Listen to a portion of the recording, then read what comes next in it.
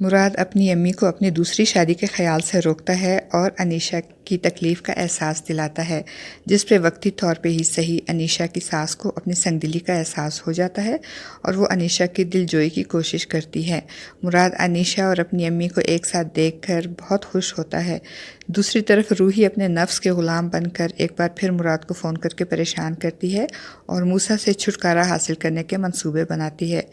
وہ موسیٰ کو غصہ دلانے کے لیے اس کو 2 ٹکے کا مرد بولتی ہے اور جواب میں موسیٰ اسے ایک تھپڑ لگاتا ہے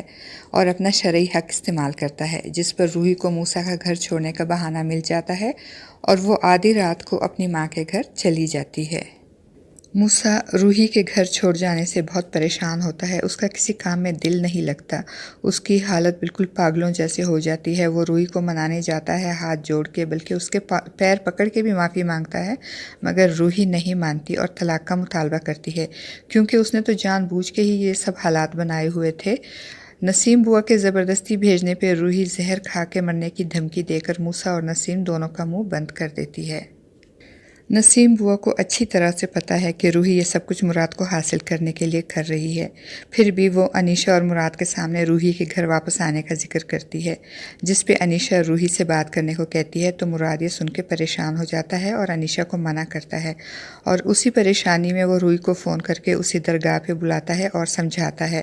مگر روحی الٹا اس کو دھمکی دے کر چلی جاتی ہے کہ اگر اپنے دل میں میرے لیے جگہ نہ بنائی تو زبردستی اس کے گھر میں گھس کے اپنی جگہ بنائے گی۔ یہاں پہ مراد کی بھی غلطی ہے کہ وہ آج تک ساری باتیں انیشا سے اس کے اصرار کے باوجود چھپاتا رہا ہے، اس کے ساتھ شیئر نہیں کرتا، اس کو حقیقت نہیں بتاتا اور روحی کے ہاتھوں اذیت اٹھاتا رہتا ہے۔ دوسری طرف عرفان بھی جیل سے نکل آتا ہے اور دوبارہ اپنی اوچھی حرکتوں پہ آ جاتا ہے۔ بانو بیچاری موسیٰ کی یہ حالت دیکھ کے پریشان ہوتی ہے، وہ اس کو خود کو سنبھالنے کا کہتی ہے،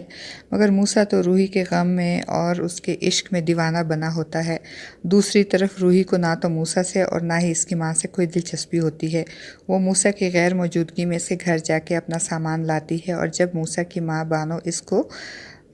روکتی ہے تو وہ موسیٰ کو کسی سے گولی مروانے کی دھمکی دیتی ہے، جس کو سن کے موسیٰ کی ماں کو دل کا دورہ روحی کے سامنے ہی پڑتا ہے،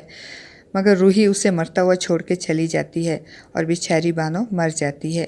موسیٰ نسیم کے گلے مل کے بہت روتا ہے، مگر روحی ساس نہ صحیح خالہ ہی صحیح سمجھ کے اس کے مرنے پہ بھی نہیں جاتی۔ انیشا کی ساس انیشا کے رونے اور تکلیف کے احساس سے اور اپنے شوہر کے سمجھانے سے فی الحال مراد کی دوسری شادی کے ٹاپک کو چھوڑ کے اپنے چھوٹے بیٹے سعد کے لیے لڑکیاں ڈھونڈتی ہے۔ وہ اور انیشا سعد سے ویڈیو کال پہ بات کرتی ہیں اور دونوں بہت خوش دکھائی دیتی ہیں، مگر ہائے رے قسمت، بیچاری انیشا کو روحی زیادہ عرصہ خوش رہنے نہیں دے گی، کیونکہ وہ بار بار مراد کو فون کر کے اس کی غلطی کا اور اپنی محبت کا احساس دلاتی رہتی ہے۔